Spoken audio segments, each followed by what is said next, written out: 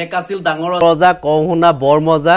2 দিন 2 ৰাতি ৰজাই নেৰে ধাৰি পাতি 3 দিনত কবিৰাজ আহিল দেখে ৰজাৰ জীৱন কাহিল 4 পালি ঔষধ দিলে ৰজাই নিৰো এপালি গিলে এটা ৰজা কোন আসলতে নিশ্চয় বুজি পাইছে আপোনালোকে মুখ্যমন্ত্ৰী হিমন্ত বিশ্ব শৰ্মা আৰু কবিৰাজ হৈছে অখিল গগৈ এটা ৰজা যেনেকুৱা এতিয়া কবিৰাজো তেনেকুৱা এতিয়া ঔষধটো দিব লাগিব এতিয়া ঔষধটো কেনেকুৱাকৈ দিছে আজি মই বিশেষ বহলাই কৈ নাথাকো আপোনালোকে এইটো কবিতাটো হয়তো শুনিছে এলপি স্কুলত থাকোতে হয়তো কোনোবাই হয়তো পঢ়িছে কোনোবাই হয়তো পঢ়া নাই তেওঁলোকে এইটো শুনিছে কবিতাটো আৰু এই যিগৰাকী ৰজা এই ৰজাগৰাকীৰ কাহিনীটো আমাৰ ৰিয়েল লাইফৰ ৰজাগৰাকীৰ কাহিনীৰ লগত পুৰা মিল আছে আপোনালোকে ভাবিছে হয়তো কোনগৰাকী ৰজাৰ কথা কোৱা হৈছে নিশ্চয় বুজি পাইছে কোনগৰাকী ৰজাৰ নামটো নকওঁ অখিল গগৈয়ে সেইগৰাকী ৰজাৰ নামটো ল'ব আৰু তেখেতে ঔষধ কেনেধৰণে দিছে আজি মীৰা বৰঠাকুৰৰ যিখন সভা আছিলে নিৰ্বাচনী সভা সেই নিৰ্বাচনী সভাত ঔষধটো কেনেকৈ দিলে যে 4 পালি যে ঔষধ দিছিলে কবিৰাজে এই কবিৰাজ মানে কোন অখিল গগৈ কি ঔষধ দিলে আপোনালোকে শুনি লওক আজি সভাৰ সভাপতি মহোদয় মোৰ ভাই নুৰিনজ্যোতি গগৈ আমাৰ প্ৰাৰ্থী আৰু আমাৰ বাইদেউ মীৰা বৰঠাকুৰ বাইদেউ আৰু ৰাইজৰ দল অসম জাতীয় পৰিষদ আৰু কংগ্ৰেছ দলৰ নেতৃবৰ্গ মই আপোনালোক সকলোকে শ্ৰদ্ধা জনাই আৰু ৰাইজলৈ সেৱা জনাই খুব চমুকে কেইটামান কথা ক'ব খুজিছোঁ শ্ৰদ্ধেয় ৰাইজ মই আপোনালোকক এটা কথা সুধিব খুজিছোঁ বিজেপি চৰকাৰৰ দিনত কেনেকুৱা লাগিছে আমিতো 2016 2021 দুবাৰ ভোট দিলোঁ লোকসভাত 2014 ভোট দিলোঁ 2019 ভোট দিলোঁ বিজেপিৰ দুবাৰ নৰেন্দ্ৰ মোদীৰ শাসন চালোঁ আৰু দুবাৰকে আমাৰ ৰাজ্য চৰকাৰৰ শাসন চালোঁ কেনেকুৱা লাগিছে ভাল লাগিছে নে বেয়া লাগিছে সঁচা কথা কওকচোন একচুৱেলি কেনেকুৱা লাগিছে বিজেপিৰ শাসনকালটো কেনেকুৱা লাগিছে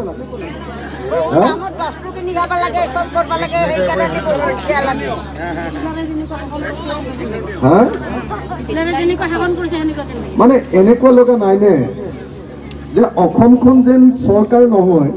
এজন গুণ্ডাই শাসন কৰিছে তেনেকুৱা লাগিছে নে নাই হয় নহয় হিমন্ত বিশ্ব শৰ্মা যেন অসমৰ মুখ্যমন্ত্ৰী নহয় অসমৰ এটা গুণ্ডা গেঙৰ তেওঁ যেন মুৰব্বী তেনেকুৱা লাগিছে নে নাই হয়নে নহয় আপোনালোকে চাওকচোন হয়নে কোনো কথাতে আপুনি দেখিবলৈ পাব মুখ্যমন্ত্ৰীৰ গাম্ভীৰ্যতা নাই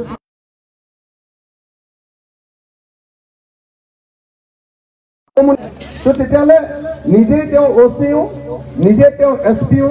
নিজে তেওঁ ডিজিপিও নিজে তেওঁ মেজিষ্ট্ৰেটো নিজে তেওঁ মুখ্যমন্ত্ৰীও কৈ দিয়ে বোলে মইহে ভূপেন বৰাক গ্ৰেপ্তাৰ নকৰাকৈ আছো দৰকাৰ হ'লে গ্ৰেপ্তাৰ কৰিম আৰে বাৰু মুখ্যমন্ত্ৰীয়ে গ্ৰেপ্তাৰ কৰিব পাৰে জানো হয়নে যদি কোনোবা এটা কেছ লাগে তেতিয়াহ'লে পুলিচে কেছটো পাব পুলিচে আইঅ' এজন দিব ইনভেষ্টিগেটিং অফিচাৰ এজন দিব ইনভেষ্টিগেটিং অফিচাৰজনে কেছটো সঁচা নে মিছা চাব আৰু চালে যদি দেখে যে এইটো বৰ বেয়া কাম গতিকে এইটোত এৰেষ্ট কৰিবই লাগিব আৰু যদি চাই যে এইটো ইমান ডাঙৰ কাম নহয় এইটোত আমি এৰেষ্ট নকৰিলেও হয় তেতিয়াহ'লে আইঅ'জনে ইনভেষ্টিগেটিং অফিচাৰজনে সিদ্ধান্ত ল'ব এইটোৱে হ'ল আমাৰ চৰকাৰ চলোৱাৰ নিয়ম হয়নে নহয় এতিয়া নিয়মটো কি এতিয়া নিয়মটো হ'ল যদি চৰকাৰে বেয়া পালে তেতিয়াহ'লে গ্ৰেপ্তাৰ হ'ব আৰু যদি চৰকাৰে ভাল পালে তেতিয়াহ'লে পৃথিৱীৰ আটাইতকৈ বেয়া কামটো কৰিলেও পুলিচে গ্ৰেপ্তাৰ নকৰে হয়নে আপোনাৰ এনেকুৱা পৰিস্থিতি হৈছে যে নিমখৰ দাম আগতে আছিলে 3 টকা এতিয়া নিমখৰ পেকেট নিমখৰ দাম হ'ল 30 টকা হ'লনে যেতিয়া অখিল গগৈয়ে কয় যে নিমখৰ দাম কিয় ইমান বঢ়াইছা তেতিয়া কয় যে অখিল গগৈ ৰাষ্ট্ৰদ্ৰোহী হয়নে অখিল গগৈ মুছলমানৰ পক্ষ এনেকে কয়নে অখিল গগৈ দেশদ্ৰোহী অখিল গগৈ হিন্দু বিৰোধী মই না হিন্দুৰ কথা কৈছোঁ না মই মুছলমানৰ কথা কৈছোঁ মই কৈছোঁ যে আমি 3 টকাত নিমখ খাই আছিলোঁ বিজেপি চৰকাৰৰ দিনত 30 টকা কৰি দিলে 1 কেজি নিমখৰ দাম 27 টকা বঢ়াই দিলে কেনেকৈ আমি চলিম 3 টকাৰ পৰা 27 টকা পৃথিৱীৰ কোনোবা দেশত বস্তুৰ দাম বাঢ়ে নেকি এই কথাটো কৈ দিয়াৰ লগে লগে মোৰ ওচৰত গৈ পুলিচ উপস্থিত হ'ব মোক গ্ৰেপ্তাৰ কৰিব সৰু সুৰা কেছতো গ্ৰেপ্তাৰ নকৰে মোক ৰাষ্ট্ৰদ্ৰোহত গ্ৰেপ্তাৰ কৰিব হয়নে মই আকৌ কৈছিলোঁ নিমখৰ কথা মোক আকৌ ৰাষ্ট্ৰদ্ৰোহী বনাই হয়নে নহয় বাৰু আপোনালোকে কওকচোন হে তো এই বিজেপি চৰকাৰ অহাৰ সময়ত আপোনালোকে দেখিছে 5 বছৰৰ ভিতৰত মোক অকলে 3 বছৰ জেলত থাকে জানেনে নাই আপোনালোকে 5 বছৰত 3 বছৰ জেলত থাকিছে তাৰমানে কেলে বিজেপি ভাবিছে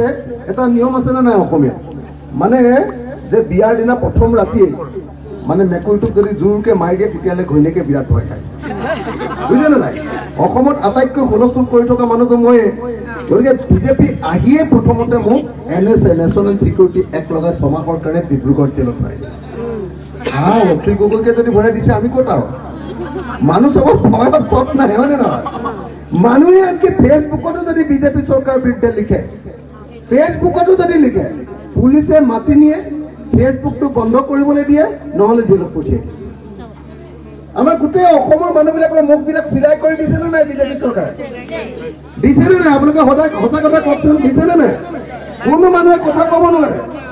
পলাশবাৰীত গোটেই মাটি অসমীয়া মানুহৰ মাটি বাহিৰৰ মানুহক বিক্ৰী কৰি শেষ কৰি দিছে হয়নে নহয় একদম 2 নম্বৰী কৰি পলাশবাৰী ছয়গাঁও মিৰ্জা কুকুৰমৰাৰ অসমীয়া মানুহৰ মাটি জোৰ কৰি কেইটামান দালালে 2 নম্বৰী কৰি বহুত দালাল গাঁৱে ভূঞে মেলি দি চাৰিওফালে মাটিগাল গোটেইগাল দখল কৰি এফালৰ পৰা ব্লেকমেইল কৰি চব অসমীয়া মানুহৰ মাটি এফালৰ পৰা বাহিৰৰ মানুহবিলাকক দিয়ে দিছেনে নাই এইটোৰ বিৰুদ্ধে আপুনি এটা বাক্য কওক আপোনালোকক আলফা কেছত ফচাই দিব হয়নে নহয় কওক আপোনালোকে হয়নে নহয় কওক একদম এই বিজেপি চৰকাৰখনৰ দিনত আমাৰ মুখখন চিলাই কৰি দিছেনে নাই দিছে বিজেপি চৰকাৰখনৰ দিনত অসমৰ মুখ্যমন্ত্ৰীজনে মুখ্যমন্ত্ৰীৰ নিচিনাকৈ কাম কৰা নাই অসমৰ মুখ্যমন্ত্ৰীজনে গুণ্ডাৰ লিডাৰৰ নিচিনাকৈ কাম কৰিছে হিমন্ত বিশ্ব শৰ্মা অসমৰ এই মুহূৰ্তৰ আটাইতকৈ ডাঙৰ গুণ্ডাত পৰিণত হৈছে বিজেপিৰ গুণ্ডাগিৰিত অসমৰ কোনো মানুহ শান্তিত থাকিব পৰা নাই পাৰিছে নেকি আপোনালোকে কওক অসমৰ মানুহে ক'লে যে বাংলাদেশৰ পৰা কিয় তোমালোকে হিন্দু মানুহ আনি অসমত সংস্থাপিত কৰিব কা আমি নামানো বুলি কোৱাৰ লগে লগে হাজাৰ হাজাৰ মানুহক জেলত ভৰাই দিলে মোৰ নিচিনা মানুহক NIA নেশ্যনেল ছিকিউৰিটিয়ে মানে মই যদি বাহিৰৰ পৰা কি মোৰ দেশক আক্ৰমণ কৰোঁ তেতিয়াহ'লে মোক সেইটো গোচৰ দিব লাগে মোক কি দিলে মই কাৰ বিৰোধিতা কৰাৰ কাৰণে মোক সেই গোচৰটো দি নেশ্যনেল ছিকিউৰিটি এক্টত প্ৰথমতে ধৰিলে NSA তাৰ পাছৰ বাৰ কি কৰিলে NIA লগাই দি মোৰ এক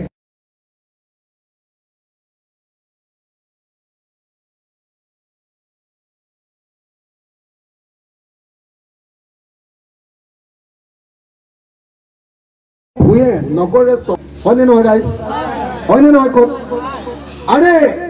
নৰেন্দ্ৰ মোদী ডাঙৰীয়াইতো আমাৰ পৰা ভোট লৈছিলে মেহেংগা আজিৰ পৰা মীৰা বৰঠাকুৰ বাইদেউৰ কাৰণে আজিৰ পৰা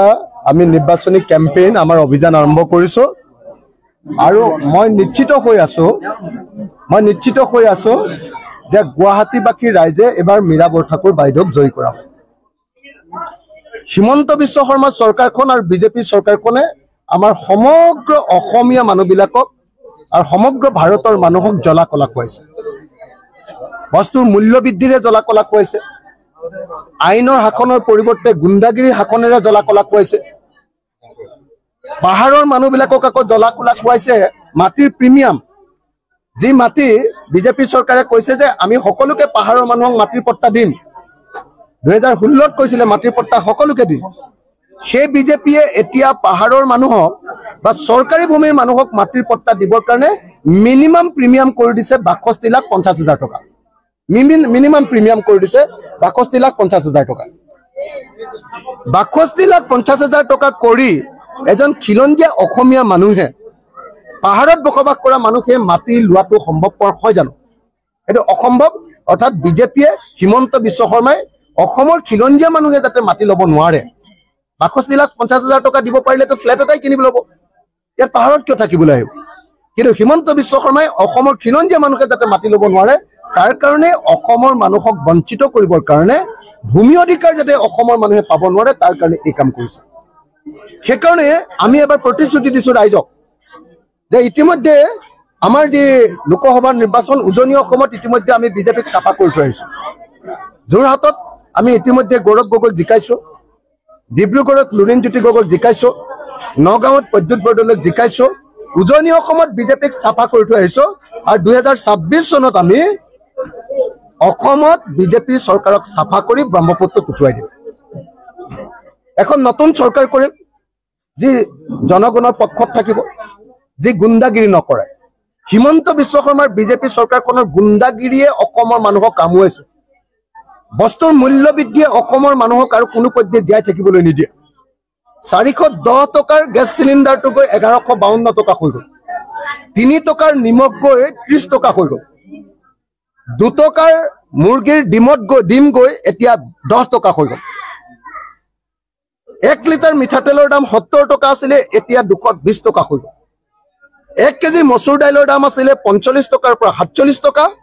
এতিয়া নৰেন্দ্ৰ মোদীৰ দিনত 1 কেজি মচুৰ দাইলৰ দাম হৈ গ'ল 110 টকা মূল্য বৃদ্ধিয়ে অসমৰ মানুহবিলাকক কুঙা কৰি পেলাইছে মানুহৰ উপাৰ্জন বৃদ্ধি পোৱা নাই মানুহৰ অৰ্থনৈতিক অৱস্থা একদম সাংঘাতিকভাৱে বেয়া ঔষধৰ মূল্য বৃদ্ধিয়ে অসমীয়া মানুহক দুৰ্লা কৰি পেলাইছে গতিকে এই মুহূৰ্তত অসমৰ মানুহে সকলোৱে সিদ্ধান্ত লৈছে যে এইবাৰ আমি বিজেপিক পৰাভূত কৰিম আপোনালোকক মই কৈ দিছোঁ এইবাৰ নিৰ্বাচনটো আচলতে আমি বিৰোধী পক্ষই বিজেপিৰ লগত খেলা নাই এইবাৰ নিৰ্বাচনটো অসমৰ ৰাইজে বিজেপিৰ লগত খেলিছে পাৱাৰ অফ কমন পিপল সাধাৰণ মানুহৰ ক্ষমতা এইবাৰ প্ৰতিষ্ঠা কৰিব আৰু আপোনালোকে অদ্ভুত ৰিজাল্ট এটা দেখিবলৈ পাব আৰু আপোনালোকে এইবাৰ দেখিবলৈ পাব যে অসমত কেৱল 5খনমান আসনে এইবাৰ বিজেপিয়ে পাব 14খনৰ ভিতৰত 14খনে পাম বুলি কৈ আছিলেতো 14খনৰ ভিতৰত মাত্ৰ 5খনমান আসন পোৱাৰ চান্স আছে বাকী আটাইবিলাকতে আমি বিৰোধী পক্ষ জিকিম ৰাইজে আমাক আশীৰ্বাদ দিছে ৰাইজে আমাক মৰম কৰিছে ৰাইজে সিদ্ধান্ত লৈছে যে বিজেপিক হৰুৱাব আৰু সেইকাৰণে মই আশা কৰিছোঁ যে গুৱাহাটীতো মীৰা বৰঠাকুৰ বাইদেউ এবাৰ জিকিব বিজুলী কলিতা মেধিক আমি নাম কেতিয়াও শুনা নাই ইয়াৰ আগত বিজেপিৰ যিগৰাকী কেণ্ডিডেট দিছিলে তেওঁ নিমাতী কন্যা আছিলে আৰু এবাৰ যিগৰাকী কেণ্ডিডেট দিছে তেওঁ নিমাতী কন্যা তাৰ বিপৰীতে মীৰা বৰঠাকুৰ বাইদেউ হ'ল অসমীয়া মহিলাৰ এটা সাহসিকতাৰ প্ৰতীক আপোনালোকে নিজেই ভাবকচোন য'ত বিজেপিৰ পৰা সুযোগ সুবিধা লোৱাৰ সুযোগ আছিলে তাত ৰুলিং পাৰ্টিৰ পৰা ওলাই আহি যুঁজবাগৰ পৰা মহিলাগৰাকীৰ নাম মীৰা বৰঠাকুৰ আজি মীৰা বৰঠাকুৰ হ'লে আমি সকলোৱে জানো যে মীৰা বৰঠাকুৰ হ'লে সংসদত দপদপাই থাকিব পাৰি কিন্তু বিজুলী কলিতা মেধিৰ নামটোতো মই আজিলৈকে গুৱাহাটীতে ইমান বছৰ থাকিলোঁ মইতো কেতিয়াও শুনা নাই সেইকাৰণে আমি আজি গুৱাহাটীৰ মানুহক কৈছোঁ 2026 চনত আমি চৰকাৰ গঠন কৰিম বিৰোধী ঐক্যমঞ্চই আৰু 2027 চনৰ ভিতৰত গুৱাহাটীৰ সকলো চৰকাৰী ভূমিত বসবাস কৰা সকলো অসমীয়া খিলঞ্জীয়া মানুহক আমি মাটিৰ পট্টা দিম আৰু প্ৰিমিয়াম হিচাপত খুব বেছি হ'ব যদি 5,000 টকা হ'ব 5,000 টকাৰ প্ৰিমিয়ামত আমি অসমৰ সকলো মানুহকে খিলঞ্জীয়া মানুহক গুৱাহাটীত আমি মাটি দিয়াৰ ব্যৱস্থা কৰিম যাতে গুৱাহাটীখন খিলঞ্জীয়া মানুহৰ হৈ থাকে গুৱাহাটীখন যাতে অসমীয়া মানুহৰ হৈ থাকে গুৱাহাটীত যাতে অসমীয়া মানুহৰ দপদপনি থাকে গুৱাহাটীত যাতে হিমন্ত বিশ্ব শৰ্মাৰ হতে বাহিৰৰ মানুহৰ উপদ্ৰৱ বঢ়াব নোৱাৰে তাৰ কাৰণে হিমন্ত বিশ্ব শৰ্মাৰ গুণ্ডাগিৰি কমাবৰ কাৰণে হিমন্ত বিশ্ব শৰ্মাই যিমান গুণ্ডাগিৰি অসমত কৰিছে মন গ'লে ঘৰ ভাঙি দিয়ে মন গ'লে স্কুল বন্ধ কৰি দিয়ে মন গ'লে তেওঁলোকে কি কৰে যেতিয়াই মন যায় তেতিয়াই অসমীয়া যুৱক এজনক ধৰি লৈ যায় ৰাতি 2টা বজাত গুলিয়াই এনকাউণ্টাৰ কৰি হত্যা কৰি দিয়ে এই যে হিমন্ত বিশ্ব শৰ্মাৰ দাদাগিৰি এই দাদাগিৰি অসমীয়া মানুহৰ কাৰণে অসহ্যকৰ হৈ গৈছে হিমন্তৰ গুণ্ডাগিৰি বাঢ়িছে গতিকে হিমন্তৰ গুণ্ডাগিৰি কমাবৰ কাৰণে এইবাৰ অসমীয়া মানুহে আৰু নৰেন্দ্ৰ মোদীৰ গুণ্ডাগিৰি কমাবৰ কাৰণে এইবাৰ অসমীয়া মানুহে নিশ্চিতভাৱে বিৰোধী ঐক্যমঞ্চক ভোট দিব আৰু এইবাৰ বিৰোধী ঐক্যমঞ্চই বিশাল ভোটৰ ব্যৱধানত এইবাৰ আমি বেছিভাগ চিটতে বিজেপিক পৰাভূত কৰিব